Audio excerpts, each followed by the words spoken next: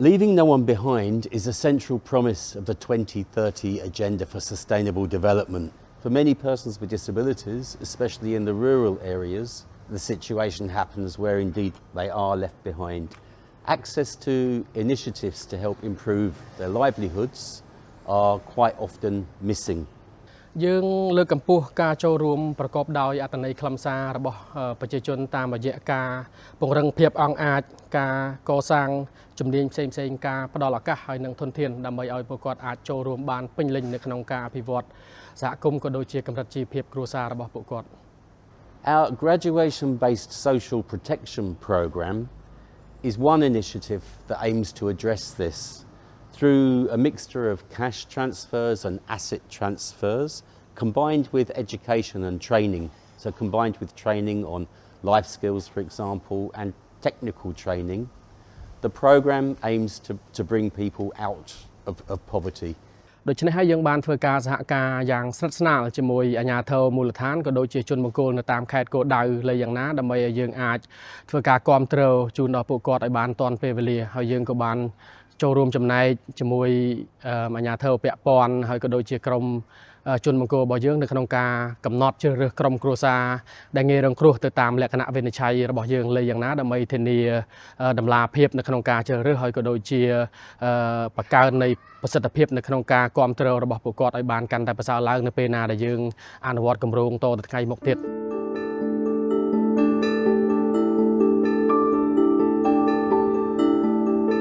ចំពោះ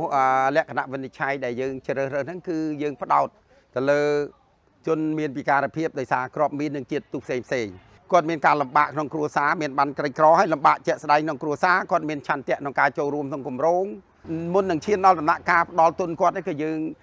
បានជួយដល់ពួកគាត់ប្រមូលផ្ដុំជាមួយពួកគាត់ឲ្យបដិបដាលពង្រឹងចំណេះដឹងគាត់ពាក់ព័ន្ធទៅនឹងទី1ដោយសារសារៈសំខាន់នៃការគ្រប់គ្រងហិរញ្ញវត្ថុគ្រួសារការធ្វើជាអាជីវកម្មសិទ្ធិកុមារការពារសិទ្ធិកុមារហើយផ្នែក gender អញ្ចឹងណាហើយជាពិសេសគម្រោងមានគម្រោងចិញ្ចឹមសត្វជាលក្ខណៈគ្រួសារបាទហើយនឹងអាហារូបត្ថម្ភអីជាដើមព្រោះអីលទ្ធភាពគាត់ជួនកាលគាត់ចង់ធ្វើគ្រប់យ៉ាងទាំងអស់ឲ្យតែលើមានការគ្រប់គ្រងប៉ុន្តែតាមជាក់ស្ដែងសមត្ថភាពលទ្ធភាពរបស់គាត់តំបន់ស្ថានភាពទីតាំងផ្ទះហ្នឹងពុំអាចធ្វើអ្វីដែលគាត់បានលើកឡើងឯង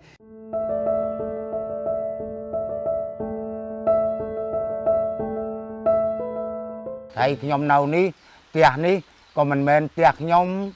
មិនមែនដីខ្ញុំទេដីប្អូនទេគេឲ្យនៅ បានអ្នកគ្រូបញ្យល់ឲ្យលក់ដូរអញ្ចឹងណាលោកគ្រូខ្ញុំនិយាយតាមត្រង់ខ្ញុំមិនដឹងថាធ្វើអីទេអ្នកគ្រូថាអញ្ចឹងមន់នេះខ្ញុំចាស់ចាហើយអត់នេះតែអញ្ចឹងអ៊ំនឹងពូហ្នឹងលក់អាចាប់ហួយតិចតួចទៅអង្គការជួយលក់មានកមានស្ករសប្រហុកអំបិលចំណីមាន់និងភេទជ្ជៈពងមាត់ពងទាទាំងអស់មាន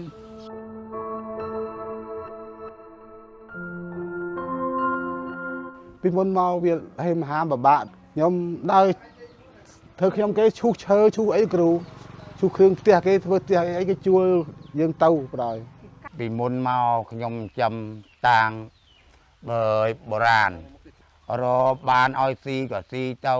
ចាំនឹងមានឲ្យស៊ីក៏ឲ្យអត់ក៏អត់ទៅដេកឯណាក៏ដេកទៅគឺយើងតែងតែចុះព្រឹក្សាយោបល់រហូតដូចជាអ្នកចាំមន់ព្រឹក្សាទួណាជាគាត់បានចូលរួមវគ្គបណ្ដុះបណ្ដាលក៏ដោយយើងទៅចុះទៅជាក់ស្ដែងទៅខូចឈីងបង្វឹកគាត់ពីរបៀបធ្វើទ្រង់ពីរបៀបជ្រើសពូជពីរបៀបធ្វើចំណីអីគឺយើងចុះជារៀងរាល់ខែចុះនឹងចុះទៅព្រឹក្សាយោបល់នៅចំណុចខ្វះខាតមួយចំនួនដែលគាត់គិតថាគាត់មិនអាចចងចាំបានពីវគ្គសិក្សានេះទៅហើយមិនត្រឹមតែប៉ុណ្ណេះទេ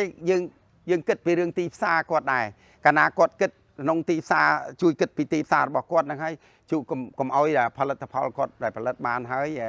ដែលគាត់លក់បានតម្លៃថោកធ្វើម៉េចឲ្យគាត់បានដឹងតម្លៃទីផ្សារបាទឃើញជាលទ្ធផលល្អមែនទែនហ្មងតាមរយៈការចុះប្រឹក្សាយោបល់ប្រចាំខែហ្នឹងឃើញថាជីវភាពគាត់បានល្អប្រសើរមែនទែន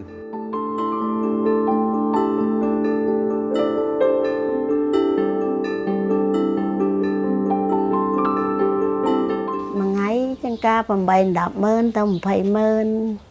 ខ្ញុំបានលក់ដូរនេះបានចំបងប្អូនដែលឈឺពិការ ដែលនៅក្នុងផ្ទះក្នុងបន្ទុកនោះ3នាក់ឯណោះហើយបានជួយមនុស្សរងបងប្អូននឹងទិញថ្នាំទិញចង្កូវដល់បានដល់សប្តាហ៍នេះថ្ងៃនេះគឺថ្ងៃមុនខុសគ្នាឆ្ងាយគ្រូពីម្សិលមិញខ្ញុំបានតិចទេបានប្រហែលជា20000ទេថ្ងៃនេះខ្ញុំបានជាង100,000តើក្នុងវាថវិកានឹងវាអាចហូបគ្រប់គ្រាន់ហើយវាមិនសូវថាដូចពីមុនណាគ្រូ សម្រាប់ចិត្តថាចាំមន់តែពេលដល់ចាំមន់លោកគ្រូឲ្យមកខ្ញុំក៏បានមានជីវភាពគ្រាន់បានហូបបានចុកទិញថ្នាំដង្កូវលេបបានសល់ពីប្រាក់ចំណូលហ្នឹងបាន400000ជាង750ហើយខ្ញុំសល់ពីអីហ្នឹងខ្ញុំហូបចុកខ្លះចាទិញថ្នាំដង្កូវខ្លះ ខ្ញុំបានលក់ដូរនឹងចំនួនពីសាហ្នឹងប្រហែលចូល800000ដែរហើយបានទិញចំណៃទិញអង្គទិញស្អីហ្នឹងនិយាយវល់ឲ្យឈឺពេកទិញអីហ្នឹងថ្នាំលេបថ្នាំអីថ្នាំលេបថ្នាំអីតែគ្រួសារឈឺហ្នឹង ទៅដល់ឱកាសយើងមានអង្គការជួយហ្នឹងហើយខំប្រឹងប្រែងទាំងអស់គ្នាទៅពិបាកយើងរកធ្វើខ្ញុំគេដើរសុំគេសុំអីតាមផ្លូវអីពិបាកណាស់ពិបាកមើលគ្រូអរគុណណាស់